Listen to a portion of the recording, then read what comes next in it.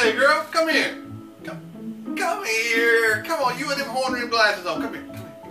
Yeah, you know these earrings look good, whatever. Yeah, it would look good. Yeah, come on here, try these earrings on. What? You don't know what you're missing. You don't know what you're missing. You gotta look at this. Look, all these little birdies would go so good with that. You gotta get these earrings, girl. They would be popping with that outfit. You'd be so good. Yeah. Oh, hey.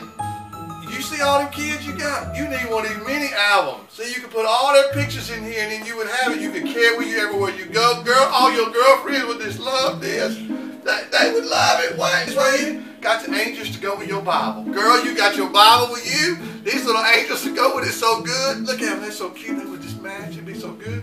I know you need them and they ain't but $22. You can get, wait. And I'll ship them to you for free. You ain't even got to take them with you. Just come back by and see me anytime you get a chance.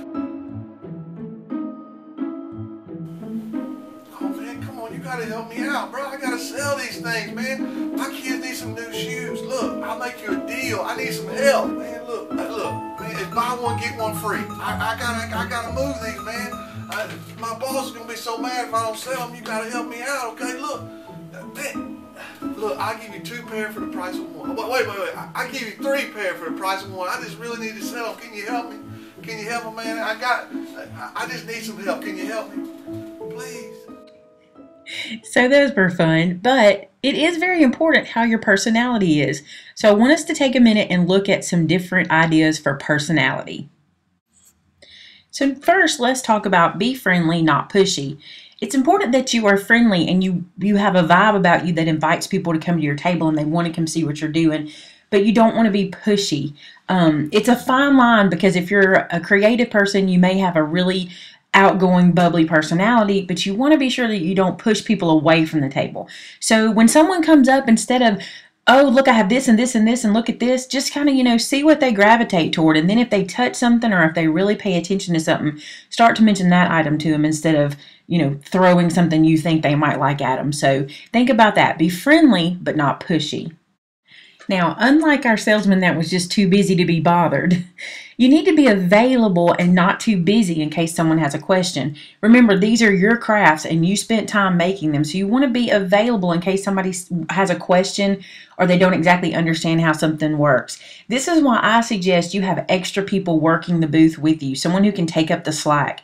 They don't have to necessarily be extremely knowledgeable about crafts. They just need to be able to kind of be a buffer for you while you're working with other people. And you never know who you might meet. You could want to spend some time getting to know, or you may just want to pass out some business cards with clients, customers, or co-workers, or people that could become, people you could collaborate with. So think about that. Be available and not too busy to talk to folks.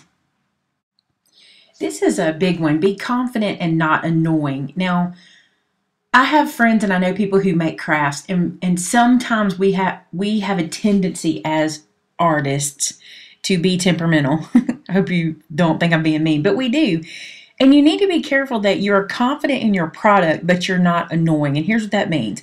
Yes, you have a quality product. It's the best thing out there, but you can't get in someone's face and say, now they're going to sell this down the, 3 booths away, but it's not the same. And theirs doesn't work like mine. And they don't hand make this or whatever, or their price is higher than mine. If you're the person they want to buy from, they're going to buy from you. Even sometimes if they have to pay more, which is really interesting. And this about yourself. If you go to a restaurant and you get great service, you're going to spend more at that restaurant to go there than that place you all hate and get treated terrible. So think about that. Be confident. Know your product.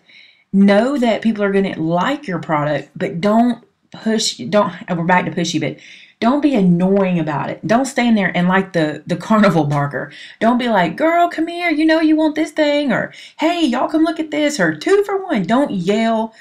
Don't be the person that people run from. That person. You've run from them yourself. So think about that. Be confident, not annoying. Now, the last thing about personality I want to talk about is be upbeat. Don't beat them up or beat them up. What I mean by that is you know, be positive, be happy, smile, be cheerful, but don't reach into the crowd and try to grab people out or yell, come try this, or you've got to try this. I don't know if you have this in your area, but we have a mall that's a pretty big mall in Birmingham, and we'll go to it, and it never fails. There's someone in the middle of the mall working one of those kiosks that it try to entice me to come over and, you know, come try this or come try that. And I know they're just doing their job, so I do not take it out on them. Whoever designed their marketing plan, that's who I blame it on. Because what should happen is your product should draw people to the table. You shouldn't have to drag people to the table. I want to mention too, there's a big craft fair like I've talked about before in Birmingham, and I know every year there are certain tables that are going to have a line around them, and those tables are going to be ones that the products draw the people in. One of them is the food table where you get the soup mixes. Another is the cider tables where there's all the different ciders and hot chocolates. But more than that, the tables where they do personalized items or where they do anything that draws people into them. That's what you want to do. Now, I remember one year, this was the cutest way I'd ever seen anything marketed. This sweet little lady did quilts, and she had a huge booth full of quilts. It was so cute. And she was sitting in a rocking chair covered up with one of her quilts. And it just made me want to go over and see. And see, that's something that drew me over. And when I got over there, she said, I handmade them, and she started telling me about them, and just the sweetest thing. And she loved her product, and she was not pushy. She was friendly and warm and inviting, and I just loved being there. And now every year when I go back, I look for her. So think about that. Be upbeat, be positive, don't beat them up. So look at these one more time. You want to start with be friendly, not pushy. You understand that. Treat people as you'd have them treat you, right? Be available, not busy. In other words, it's not always good to be making your product at the table. So try to be available for people to talk to you. Be confident, not annoying. There's a difference. Confidence shows mostly through your demeanor and not so much through what you say. And be upbeat, don't beat them up. Let people look, let people browse. If they have a question, I'm not telling you to not talk to them. Like I said, there's a fine line, but let people browse your product and see what it looks like. And when you see there's a little interest, and you'll notice that spark, mention something. Those things will help you out tremendously. And think back to the visual age you had at the beginning of this video and think how many times you've been approached or at one of those guys' tables.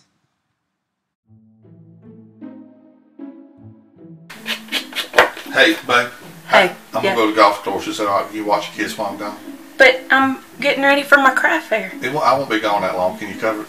But you were going to support me. Yeah. You've been spending a lot of time in here. Are you fixing dinner tonight? Go to the golf store. I'll be back after a while. Hey, Bebe. Yes, Joseph. I kind of I need your help with a project that's due tomorrow. Yeah. Tomorrow? How long have you known about it? 2 weeks. Joseph, Michael, you know I'm doing this craft fair. Sorry. Why didn't you tell me about this so I could have planned for it? Mama, Yes, I have Thomas. this little question about you crafting. Are you gonna have time to cook dinner tonight? Y'all knew that y'all were going to be doing sandwiches, hot dogs, because I'm getting ready for a craft fair. Well, why aren't you cooking it then? You're not old enough to make yourself a sandwich. Nope. I'm coming.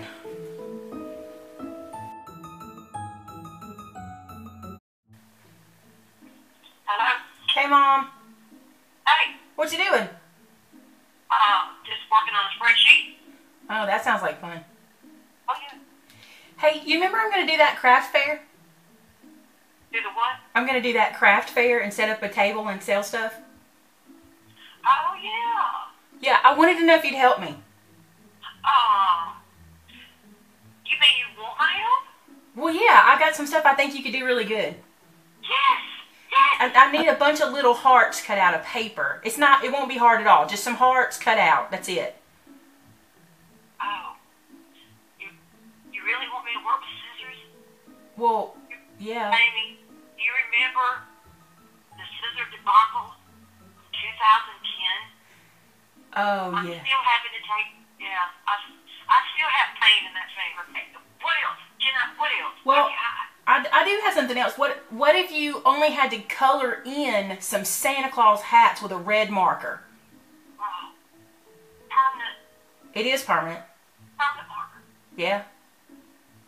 Amy, I have never met a permanent marker that likes me. Oh.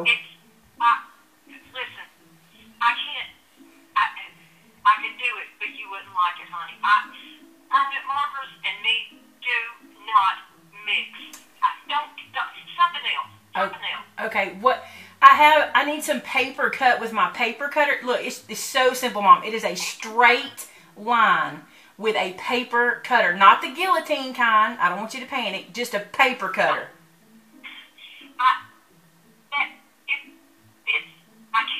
I'm already breaking into a sweat. I can't, Amy. Mom, the blade's tiny. I'm now being able to use my finger at any length of time, and I still have to take floor taps. Don't give me anything sharp. There's got to be something in the craft world that I can do to help. There's definitely something you can do to help the craft world. Okay, let's hear it. I'm ready. You're going to help me have a craft show for the people who love crafts by babysitting my children while I do it. Oh, cha-ching. I can do that. That's a given. I can babysit. Those kids love me. We have fun. That I can do. All right, I'm in. When is it going to happen? Hold on. When do I get the kids? It's going to be all the kids, Mom. Even a little one? Even the little one.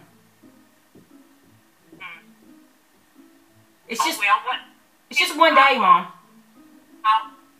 Look, I've got all the equipment I need for the little one. I've got a wheel and you're good to go. You're the greatest, Mom. Okay, guys, let's talk about support. Now, I mentioned this in the video. I've kind of broken it down in the previous videos, but tonight I'm going to show you examples of it. Things that you need to do and things that are going to happen to you. So, as you saw in the videos previously, it was just kind of fun, but it does happen. You're right in the middle of crafting. Your hands are full, and somebody walks in and interrupts you. So, there are certain things you need to do to make sure your support system is in place. Now, I know not everybody has a lot of people that they can draw on to help out at the house. But if you have friends or family that can help you at home, take up some of the slack while you're getting ready, especially if it's while your kids are in school, or maybe they have sports, or even if it's just helping to carpool the kids back and forth or something. Try to find some friends and family that can help you out with some of that. I'd love to have a maid to help me at home if anybody. No, I'm just kidding. That would be awesome, but can't afford that now, can we? This one's kind of tough. Make sure you plan. Don't forget those outside responsibilities. This is why this one's hard. You're going to have a kid show up and say to you, I have a project that needs to be done. Or someone's going to call you, or somebody's going to call in sick at work and you got to work late. You need to overanalyze what items you need to make each night. So you want to spread them out so that if you do have to take a night off, you'll be able to make them up in the future. For example, if you decide you need to make 10 products per night, then you want to maybe move that down to 7 products. You want to move that up to 13 products per night. So you're making 3 extra. So if the next night you can't work as long or you have to take the night off, you'll easily be able to split those 7 into the following nights. So plan as much as you can, but don't forget you're going to have to make room for nights when you just have to take off. Be sure to think about that. Also in your support system, we'll talk about in a minute, if you have people who can work with you, that's awesome. Maybe that's part of your plan. You'll work tonight, they'll work the next night, and somebody's always getting ready for the fair. Don't forget to schedule time for you. You're going to need a bubble bath, or you're going to need a manicure, or you're going to need something for yourself. So don't schedule yourself out of your life. Don't let this take it over. That's a very important one. Remember yourself.